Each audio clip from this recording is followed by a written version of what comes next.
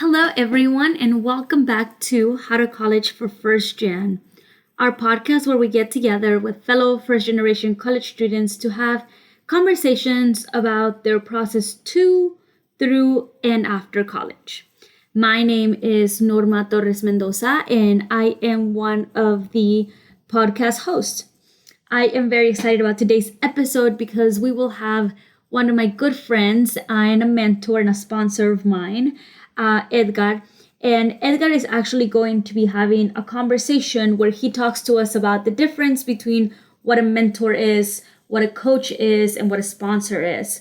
Now, the reason why it's super important that we learn to distinguish between and among these people is because that way you're able to better understand and better analyze and better think about who you might need, what kind of person you might need in order to help you make the next step in your career. So, just a quick preview for those of you that might need a refresh. So, a coach is usually someone that provides guidance and they help you derive meaning from what is happening around you.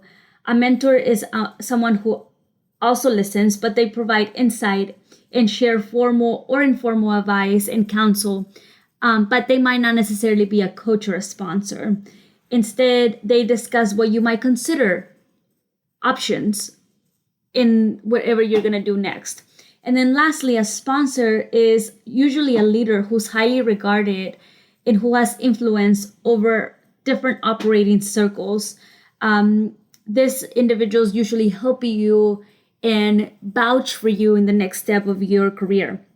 So with that is just a quick preview. Let's go ahead and jump into our conversation with Edgar.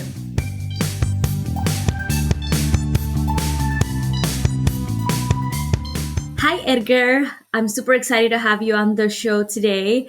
I'm excited for the audience to hear your story and a little bit about you. So why don't we just begin with that? Just tell us a bit about yourself, where you grew up. Hi, Norma. It's a pleasure, and as always, to speak with you today. I'm very excited to being on the podcast. As you know, I've been a fan ever since you first told me that you started it. Something that I believe has always been instrumental to first generation college students. So I'm very glad to finally be a guest.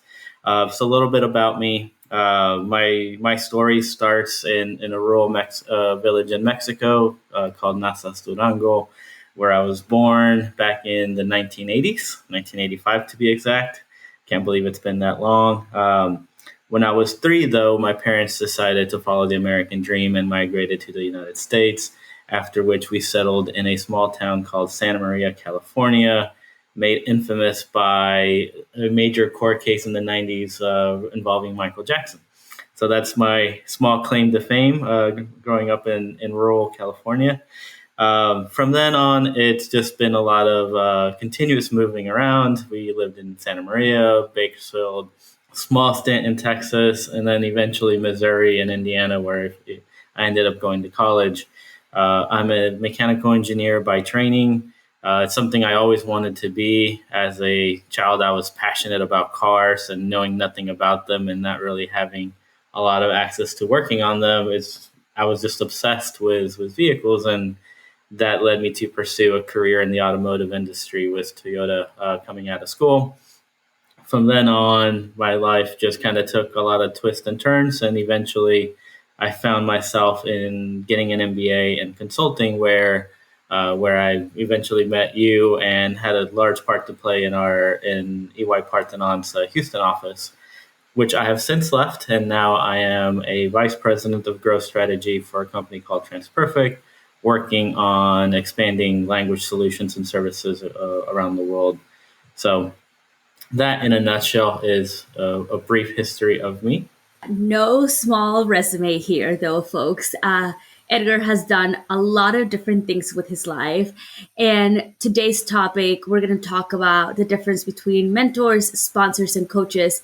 But before we dig into that, I would love to hear a little bit about how you first learned that you were a first generation college student. Well, for me, it's been a little bit different because my parents did go to school, but not in the traditional sense that we would have here, right?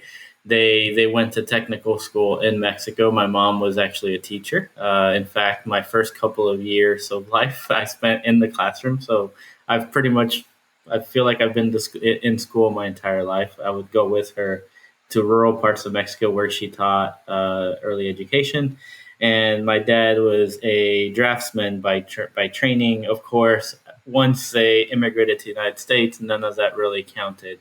We were undocumented immigrants, so their career path took a significant turn towards the service sector, specifically in farming.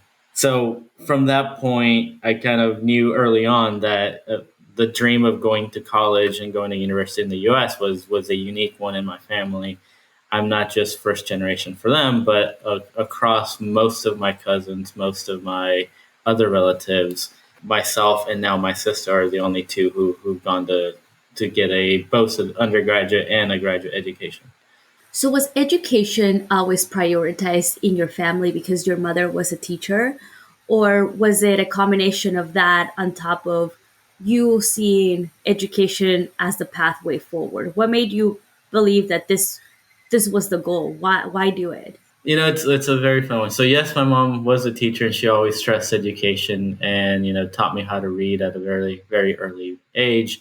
But also, a lot of it was we grew up like most first generation immigrants. We grew up very poor. Back in those days, $20 meant a whole lot to us, and I saw my parents struggle with paying bills and just getting far and getting something out of life beyond living day to day.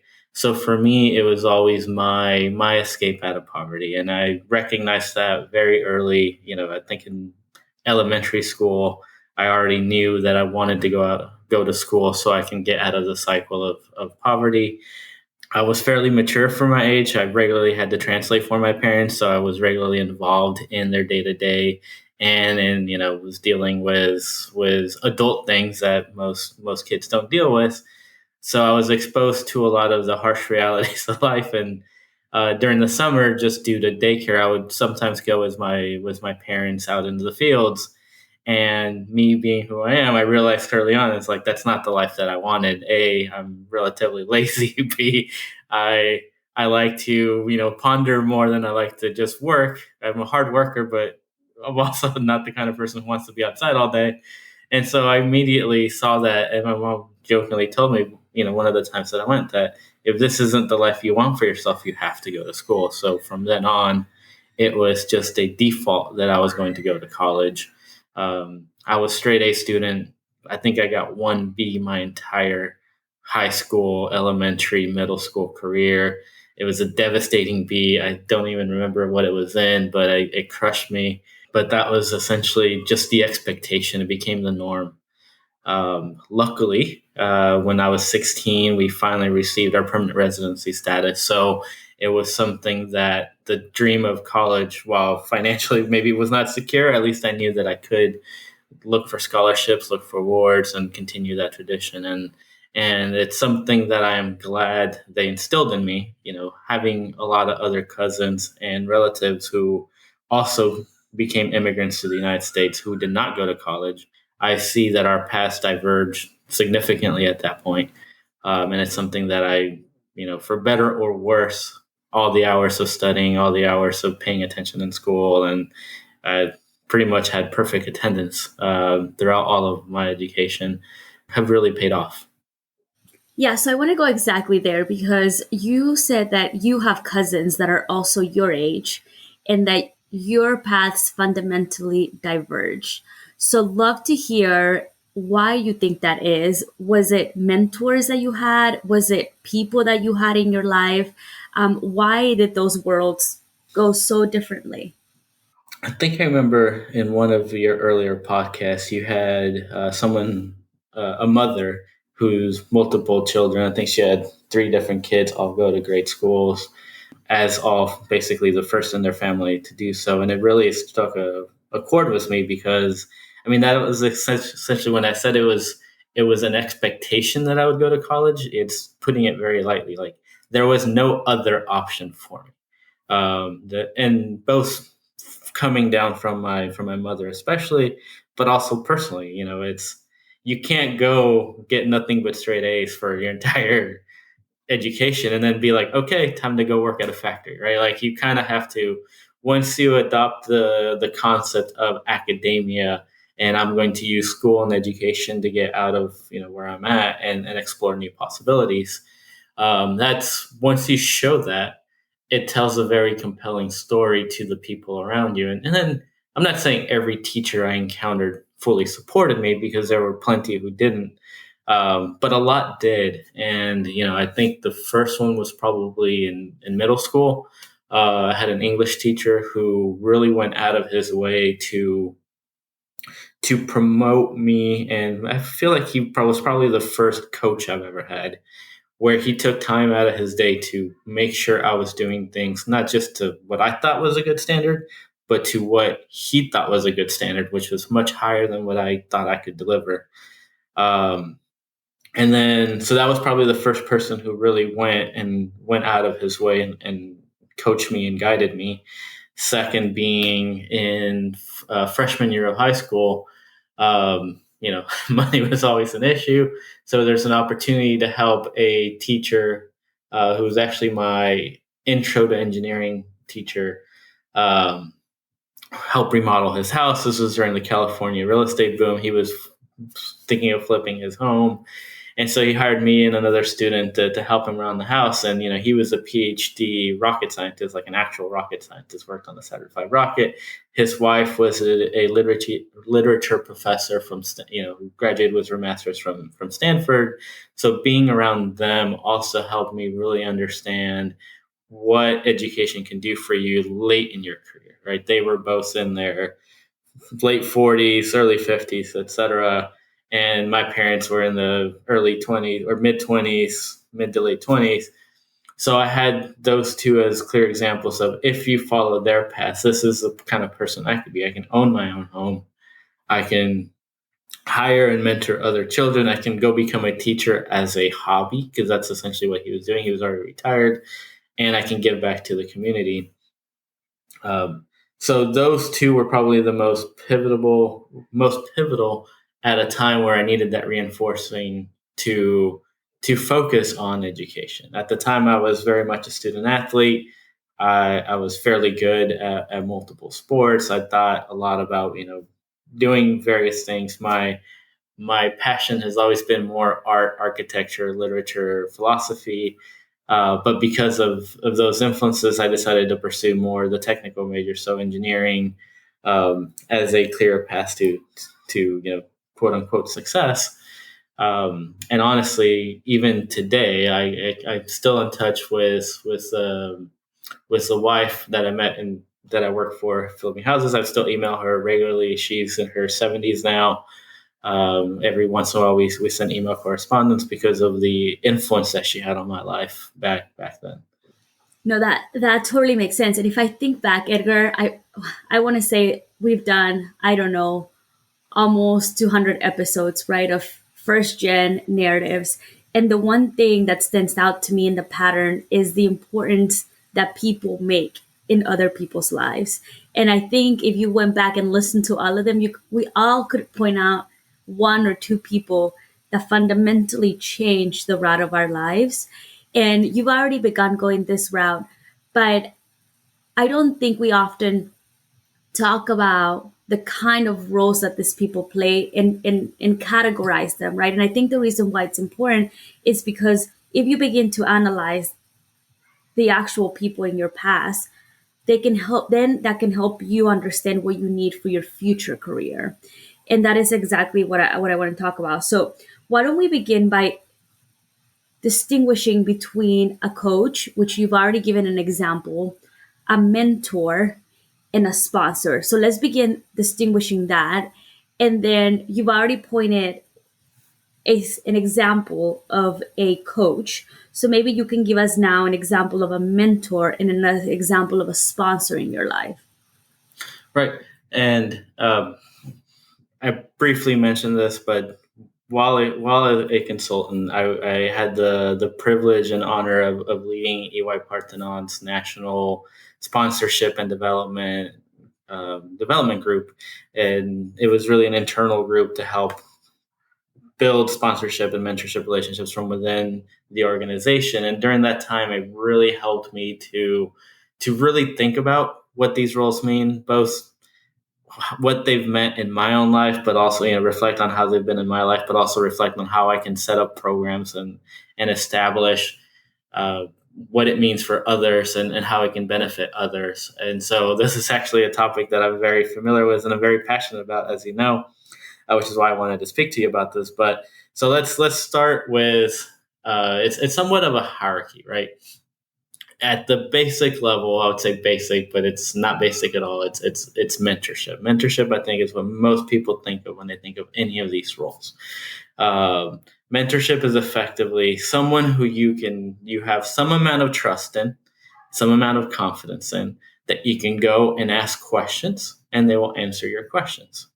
So if I want to get into college and I know that you are an expert on how to get into college, I can be like, hey Norma, can we have a chat? Can you talk to me about college? And you will give me all of your advice. But it's very usually a mentor, someone, it's more, it's closer relationship than just you reading an article, you reading a book, because you're getting it firsthand. But the definition of a mentor is someone who's there to help you when you ask for help, but not necessarily beyond that. Now, this is a role. It doesn't mean that the individual can't serve other roles, but as a role, a mentor is just to give you the advice that you seek. So it's that first level of support. Above that, then it's not really a linear growth, but it's really kind of a triangle. You have sponsors to one side and coaches to the other. And those are two different roles that are play somewhat of a similar as far as helping you get ahead.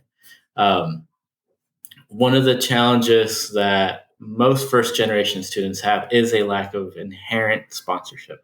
And what do I mean by inherent sponsorship? Well, sponsorship is someone who promotes you, right? So it's more than just gives you advice. They're also putting you out there. They're saying, this individual, Norma, she is amazing. She is smart. She's talented. She's going to go very far, right? That's the difference between a sponsor and a mentor. Mentor just says, hey, Norma, do you have any questions? I can help you. A sponsor then takes that one step further and they reach out to their network or their organization and say, you need to hire Norma. You need to go above and beyond because she's amazing. Think of it for most people. I mean, they're familiar with sports sponsorships.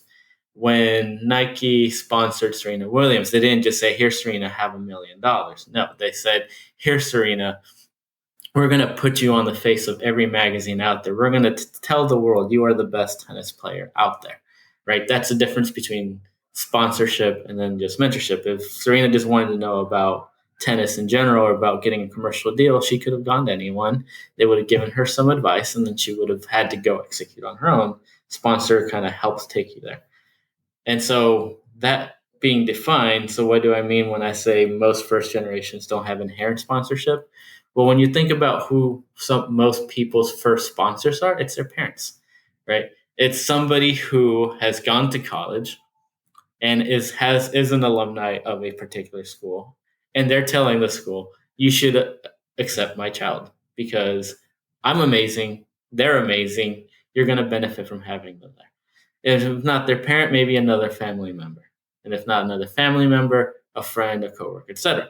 So that is the inherent problem with a first generation college student is that you have nobody in your immediate network, whether your parent, aunt, or uncle, etc., who can promote you and sponsor you into the college or once you're in college into your first job, right? There is no, oh, my dad got a job at Goldman Sachs, so I'm probably going to get a job at Goldman Sachs kind of situation, which then means we need to go find our sponsors. And what makes a sponsorship tricky is just like in the sports world, if you want a corporate sponsor as an athlete, you have to be an amazingly talented athlete, right? They need to know that if they're going to put your name on the magazine, you're going to deliver on the court. Same in life.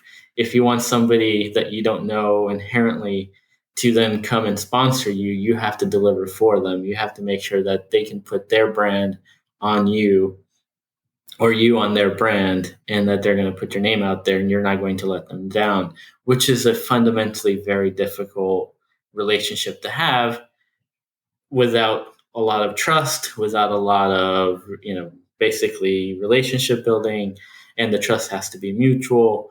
So it's not something where you can just say, you over there, I like what you do. Can you be my sponsor?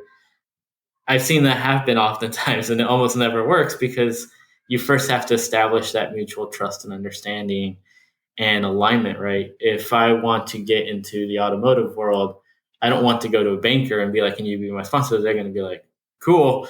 I don't know how I'm going to get you to go work in Formula One, right? It's as a very obvious example. And then you also included another variable there, which is the coach. So then how would you then define the coach as different from the sponsor? And can you be both? You can definitely be both. But you don't have to be. And that's one of those things where I learned the real value of coaching later on in my consulting career. I had what I could describe probably as a lot of mentors and a few sponsors growing up, both within, before college, some during college, some in my first couple roles at work, where people went above and beyond to help me. But coaching, I think, is something even it's similar to sponsorship in that it needs a lot of trust. But at the same time, it's different because just going back to the athlete metaphor, right? The sponsor is the one that says, hey, they're outside of your bubble. They're saying, you're really good. We're going to put you on this magazine and help you sell and help you make money because it's going to help us look good, help us make money. In the world of corporate finance or corporate business, the very similar things happen. Now, a coach says, you're very good, but you could be better. And these are the very specific things that you need to do to be better. And I'm going to help you be accountable to yourself and to me to be better. And for a lot of first generation anythings, whether it's college students, first generation professionals, first generation athletes, etc., especially if you're surrounded in your network, you are the best at what you do in your network. It is very hard for you to look at your flaws and seek to improve them. So in the world of professionals, very few people, and this isn't just first generation college students, but very few people at all understand the benefits of having someone who's an independent third party or not, but can be, look at them and say, when you give a meeting or when you give a presentation, you do a good job, but here's what you could be doing better. And that is fundamentally where I think too many of us are used to just figuring things out on our own and are also can get into that mindset of, well, that's just who I am. I didn't get a chance to develop sales as a kid because my parents were not in sales. They were laborers. And so now as an adult, maybe you struggle with running sales meetings or you struggle with giving pitches and putting yourself out there because that's not something you've ever had to do before. But now it becomes critical to your role. So how do you do it without, we all can think of, okay, well, we go to a classroom, right? But a classroom's general feedback to the group. A coach is really about working with you as an individual on improving, whether it's improving yourself from a business perspective, from a personal perspective. That's what their role is. And sometimes a mentor who gives you advice can also give you coaching. And sometimes somebody who's sponsoring you can also say, hey, we think you're going to be great and we're going to help you get there. And so that when you get there, we're also there promoting you. So they are different roles. But they don't have to be. And sometimes it's better that they're not because you can always fire a coach without, repercussions to your sponsor. But to fire a coach who's also your sponsor means you're also losing out on the benefits of the sponsor. And you see that a lot of times when athletes stagnate and like Tiger Woods, right, fired his caddy who effectively could be considered a coach. Some tennis stars fire their coaches all the time because certain aspects of their game need improvement. And that's effectively what a coach is. A coach is someone to help you with a very specific need. It could be multiple needs, but you always know exactly what you need. They're going to hold you accountable so you can also hold yourself accountable. And from my experience, for those of us who did not grow with a lot of abilities to learn that second level of skills, professional skills growing up, it's almost instrumental if you want to make it to the C-suite, if you want to make it to the board of directors. You're competing against people who grew up with parents who were C-suite, board of directors, or senior executives who've learned these skills over time. And so not only do they have somebody who can sponsor them to get there, but they've also been learning the skills, watching their parents work, watching, to take a little bit of a story. One of the things that's always stood out of Bill Gates' story, and he's a very successful CEO, but one of the stories he always tells is of the first time he was at his father's job, and his father fired somebody in the room next door as then he got the lessons learned of how you fire someone with dignity, with respect, but also when you have to do it, right?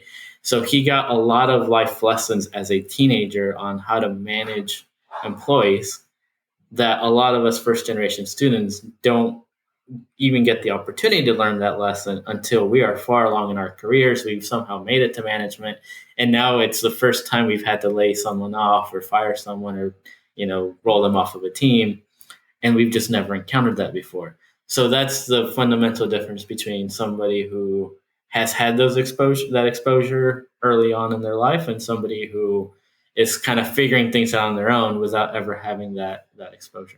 Okay, so then if I could bring it all together for right now, I think what you are saying is by nature of being first gen anything, a lot of us probably did have mentors growing up, right? We didn't know to call them mentors. We didn't know the terminology, but we knew that it was someone who we could go and ask for things because we didn't know the majority of the answers to anything. And as our career progresses for many folks, there's this other concept of sponsors who are people who are basically vouching for you, saying, Edgar is amazing, and here's why Edgar deserves this opportunity. And then the coaching, it could happen at any time in your trajectory, but the coaching is more you're doing some introspective analysis and saying, what can I do to be a better X, a better practitioner, a better employee, a better parent, a better brother, right? And so, in many ways, probably therapists could also be considered coaches there.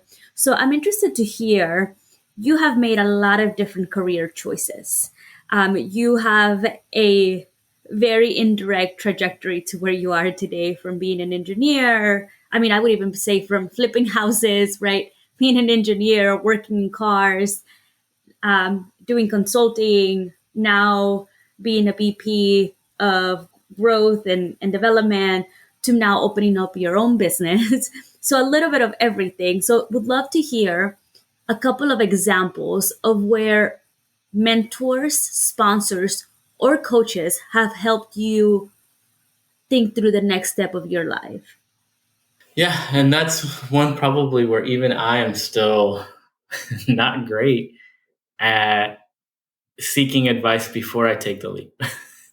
I'm still someone who very much will come up with an idea or a desire and make it a goal and execute. And then I use my mentorship and sponsorship and coaches along the way to help me realize that goal versus the other way around where I'm asking people, what do you think I should do? And I don't know if that's necessarily a good thing or a bad thing. I do think there are times where I probably would have done this sooner had I asked other people's perspective sooner, but I'm still, going back to the way I grew up very much independent because I necessity. I am still very much independent because of habit, and I'm not used to going out to people. But that said, um, when I did encounter coaching and take full advantage of coaching, that is probably the pivotal point in my career where I wasn't taking baby steps towards my ultimate goal. Right. Early on in my career, I took a lot of small, safe steps to go from one role to the next. And then I used outside things like getting an MBA to credentialize myself to move on to consulting. And then I stayed in consulting probably way too long for what I wanted to do, which was ultimately to be in corporate M&A and then starting my own business. I mean, my ultimate long-term goal is to be in the C-suite / board of directors. And to be in a position where I can do that successfully, right? Anybody can call themselves a CEO. I feel like there's a difference between just calling yourself a CEO and being a CEO quality manager, leader, whatever, what name you. It could be a small organization or a large organization. Having those attributes, I think, are fundamentally the same. Late in my EY career, consulting career, was when I had coaching, and it was actually my second round of coaching, and that's when I really started to use that the same way I used coaching when I was an athlete. I knew what I wanted to do, and the best thing about being an athlete, just to take a step back, is if you have to run a certain pace, you cannot lie to yourself about whether or not you're running that pace, right? You either do or you don't. You cannot run a 6-minute mile and say, it was 6:50, but it's practically the same thing, right? The results speak for themselves. You either win the race or you don't win the race. You either finish top of your group. I played soccer for a lot of my career. You either score a goal and have assists, or you don't score a goal and have assists. It's a matter of that impact. So you can't lie to yourself then. But it's very easy when the measurables are qualitative to lie to yourself. When you can say, I am a good speaker, I am a good leader, and not look at any of the evidence that says whether you are or you're not. You may be an okay leader, but when things get tough, you struggle, and you just kind of forget that from your memory, right? So it's very easy to kind of be really good but not be great at something, and then just to accept it that you'll never be great at that. What coaching made me realize when I went through coaching was that there were things I was specifically not great at that I wanted to be. And I just before either didn't admit it to myself, or I had no idea how to get there. And therefore I just stalled. And what makes coaching very hard is that, especially having a coach that's your sponsor, your mentor, is that very few people like telling the people that they're close to, especially if they see themselves as a mentor, as a sponsor for someone, to give them bad news, because it can create kind of a friction. This is where it gets really difficult, and why third-party coaching is sometimes better, because your mentor usually is not going to tell you, hey man, you are kind of terrible at speaking in public. Right? They're gonna give you a soft tell. It's like, hey, maybe you should work on your speaking a little bit, right? But they're not gonna just straight up say, here's a quantitative measure of your speaking, and you're pretty terrible at it. You're far from your goal. But a coach, in theory, should tell you that. Coach should be like, hey, give me a presentation. Oh, by the way, you were off here, here, here, and here, and you lost me here, and you said 30 times. It's pretty atrocious. Let's work on this together. And that's the difference. So as I finally acknowledge, and it's funny you mentioned coaching's kind of like therapy.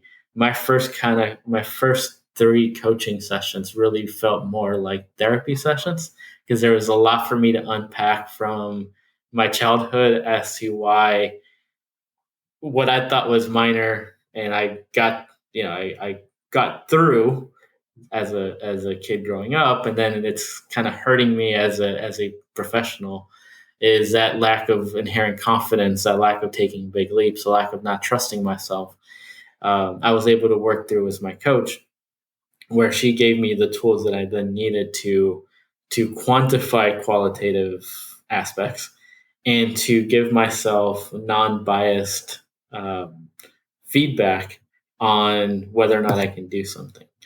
And it was her coaching and her framework that she gave me that basically has helped me make some of these decisions that I've been making now, that are a lot more aggressive than I would have done before. So my decision to leave consulting, I was petrified of leaving consulting because of the status, of the security, of, I've built a good network, and I had a lot of amazing people that I was working with. And I was afraid that a lot of my personal growth and brand was tied to the consulting firm's brand and growth.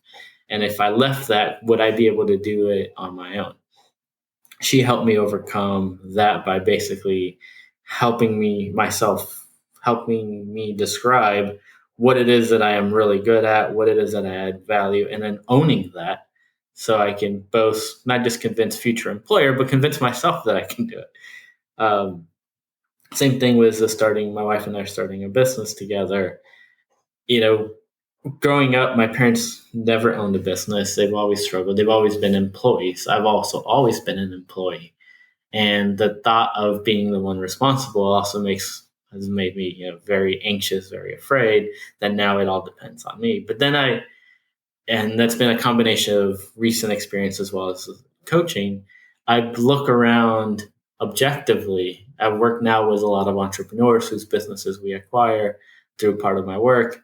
And, you know, qualitatively, I would say I am better manager, leader, et cetera, than a lot of them. And yet they've managed to grow a business, not because they were great at what they did, but because they did it. And that's one of the things that for me growing up, it's the fear of failure was so high because so much depended on me succeeding to get out of poverty, to help my family grow, et cetera, that I've never been comfortable around failure. And so that whole concept really did require coaching for me to begin to overcome.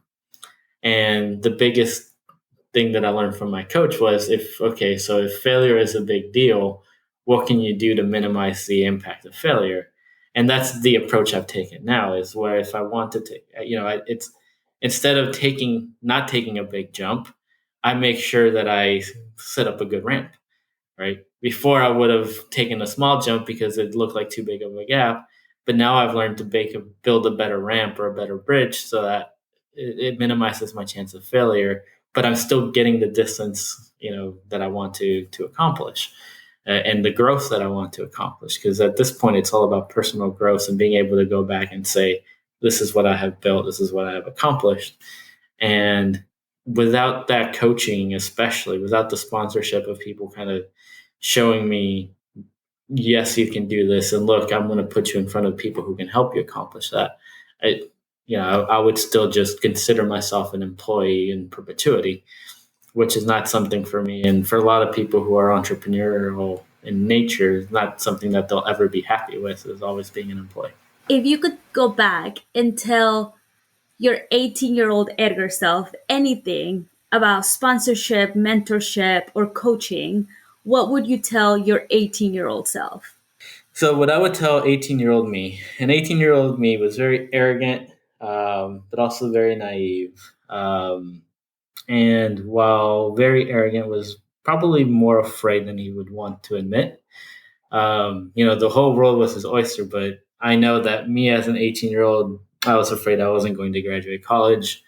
I was afraid I would go to college and fail and not get a job, and basically take a big leap and fall short. Right?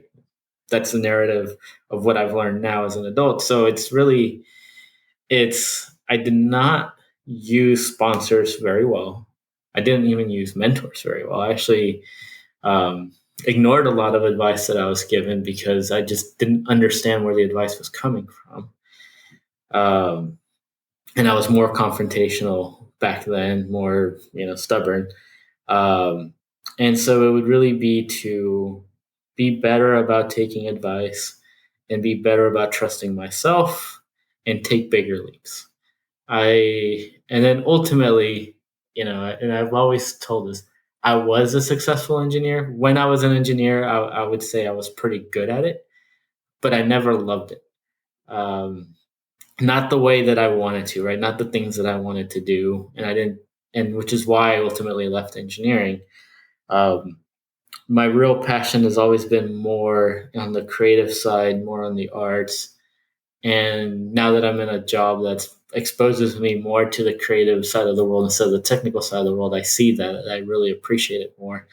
It probably would have been to focus more on doing what you love better than doing this. Because for me, engineering was safe, right? It's not an easy subject, but it was a safe subject.